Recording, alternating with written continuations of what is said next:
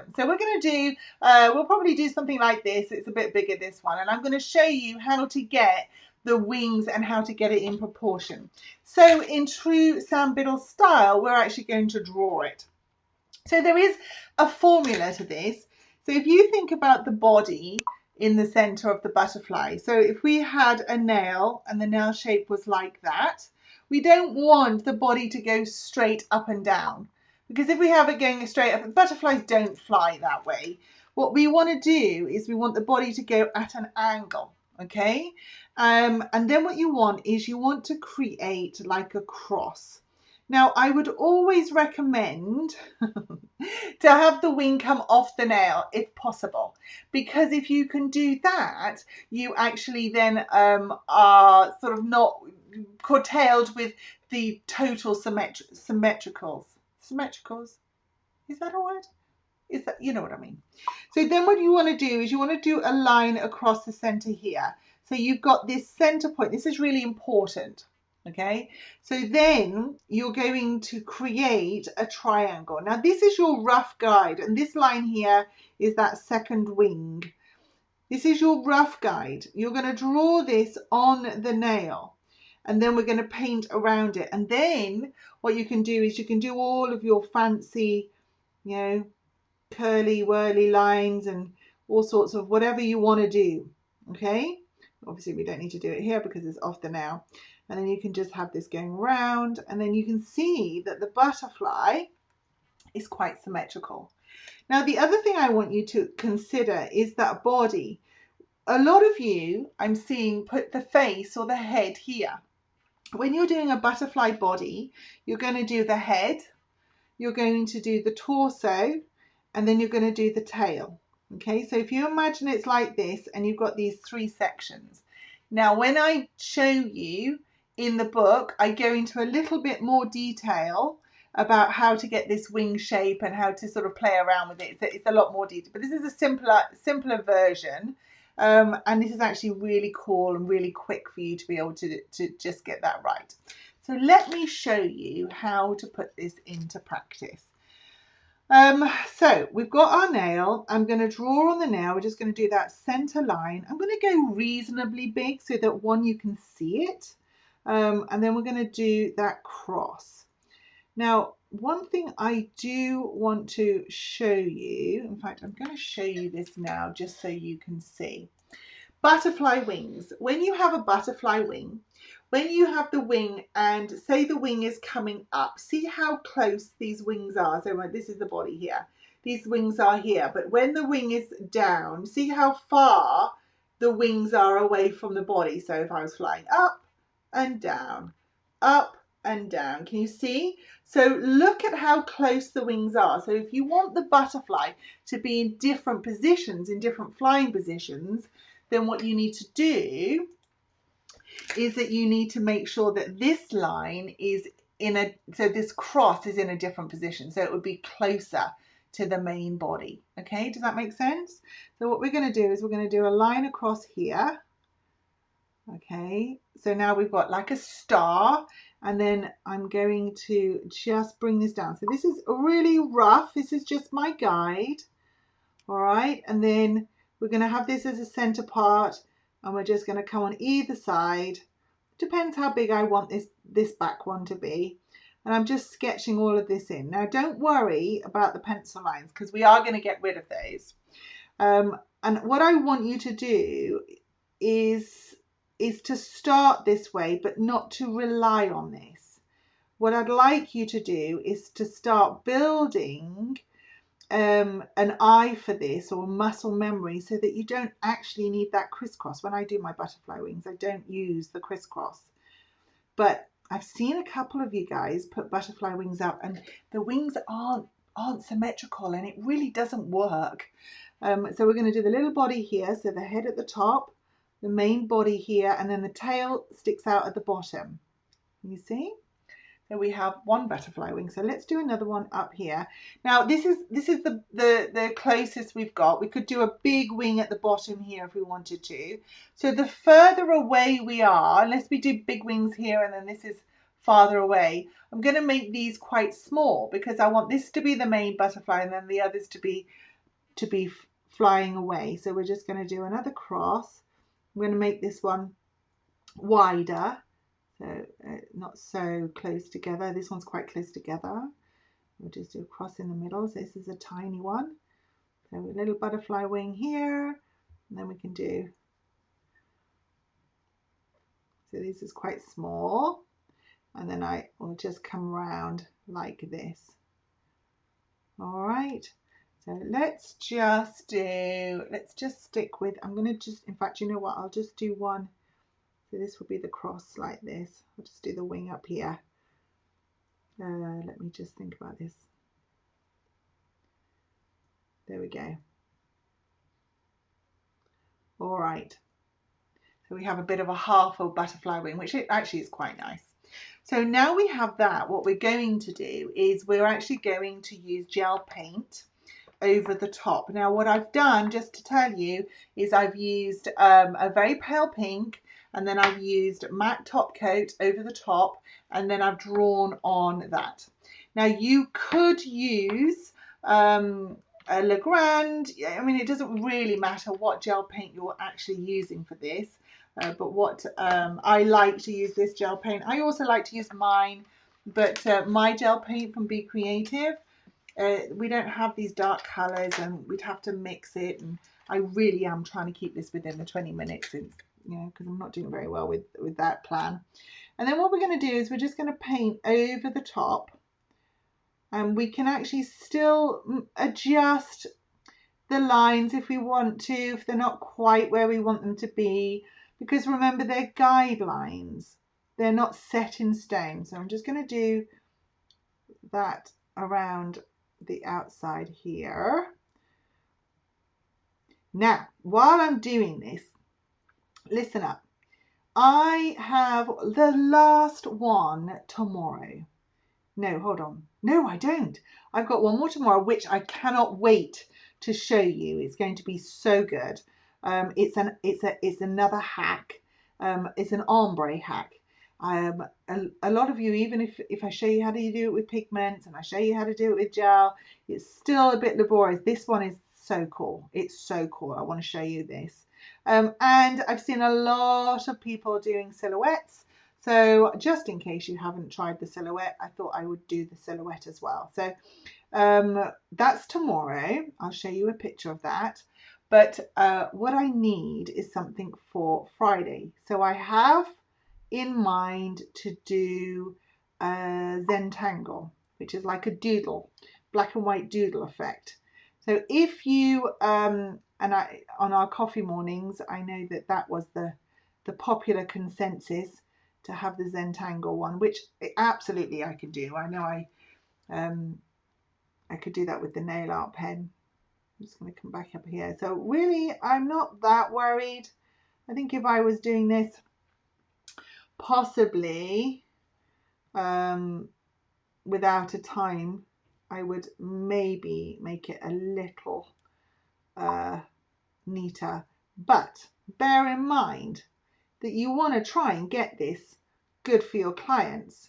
So really, we're going to go over with some detail and some black paint. So to be honest with you, it doesn't really matter about the blend, because it's just about the colours. And I'm using this beautiful pastel colour. These are all Mystic gels. I used these yesterday as well. But these pastel, they're like ice cream colours. They're so pretty. So I'm going to do the aqua colour up here. And I'm going over the top of the pencil. And then what we're going to do, we're going to cure this under the lamp, and then we're just going to wipe off any excess pencil, and then we're going to come in and we're going to paint. It's that quick and that simple. The dark blue. Dark blue, we'll bring that down here. Why are you singing, Sam? There we go. I cannot believe the weather. Although I will tell you, I think it must be because I got so excited, bearing in mind that I haven't been to bed. So I've been sat in my leggings and a big thick jumper all night on the sofa. We airdropped the Zoom call to the big TV. And so I was like, oh my God, it's sunny, it's so good. So I put these summer clothes on, but my feet are frozen. So I'm sat with big woolly socks on in a vest top, looking at the sunshine. I'm going to go out and I'm going to warm myself next to my brand new Kadai. It's lovely, actually. I'm so blessed, I have to say. I'm really not complaining at all. Okay, let's do this one in blue. So you can see I'm just really chucking this on. I'm not doing it that neat. I'd like it to be smooth because that will actually help me when I'm painting. If you've got wobbly paint, you end up actually fighting against it when you're putting the detail on. Let's put the turquoise down here, shall we? Oh no, that doesn't really show much. No, we'll put the yellow. It turns into turquoise. Oh, I can't wait to show you what tomorrow is. It's going to be so good. And you're going to be like, what? What? That's crazy. Okay, all right. So pop that underneath the lamp. So here we go. We're all nicely cured. And what we're going to do is we're going to take off the inhibition layer. So I'm just using a little bit of cleanser. And we're just going to take off the inhibition now. What that will also do is it will also take off any leftover, what's it called? Pencil. You see? Oops, a daisy. Let me just, sorry. There we go. So we've got that. You can see it will take off any leftover pencil. So we've got a nice smooth surface, all lovely. And then we're going to just come in and just pop those out of the way. I'm just going to come in with some black paint. Now, this is the best ever paint. It is so highly pigmented. It is so easy to use. Sorry, I'm just munching away on my bristles. It is so lovely. And I had somebody message me from America, from Australia. I don't know if you're online. And she said, I bought these when you came to Australia years ago, and I've still got them. They are amazing, and they haven't gone all gloopy. They still are amazing as they were the day we bought them. So isn't that fantastic? Now, you could do this with the dark blue. You don't have to do this with black, but I think for the purpose of this, I'm going to show you in black. So head, body, and then we're just going to do a little point for the tail, okay? And then, now if you watch the first nail art at noon, we go over how to get a fine line. It's not so much the brush. It is all about how you hold the brush, okay? So I'm just going to hold the brush at a 90-degree angle, and then what we're doing is we're just going to let the tip of the brush, whoops, do all the work. Now, that slipped. And the reason why that slipped was because there's a ridge going on there. So we're just going to come in and we're just going to, there we go. Also, because I'm talking in fine lines, they don't go together. There we go, all the way down and round. And then I'm just going to, before I do anything else, I'm just going to go and do all of the other fine lines. I find that if I do this, it sort of focuses the mind a bit better and it becomes quicker. If you're doing one job, like one specific role when you're doing nail application, things go quicker. So if you were doing I don't know, a French, for example, or a stiletto or something like that, if you did all of the filing and then like all the one side of the nail and then the other side of the nail, it actually runs a lot quicker. That was not meant to happen. You'd make a mistake because it's gel. You could actually go in with a little bit of a wipe and a brush. We could even just take off all of that paint. There we go. Let's going to go around, and I'm just going to make a little very faint. I'm not going to do it while there's a lot of paint on my brush. I just want a very faint line. Okay, so I'm going to come in and I'm going to decorate. I'm using some butterfly inspiration. Just Google butterflies, and then you'll be able to find some inspirational wing patterns. There we go. So if you do that, you will be able to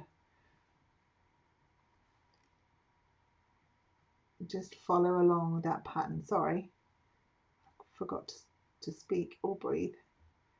There we go. Just put that in. That's actually not symmetrical, so we'll just ignore that. Okay. God, that's going to irritate me. Okay, we'll start again over here.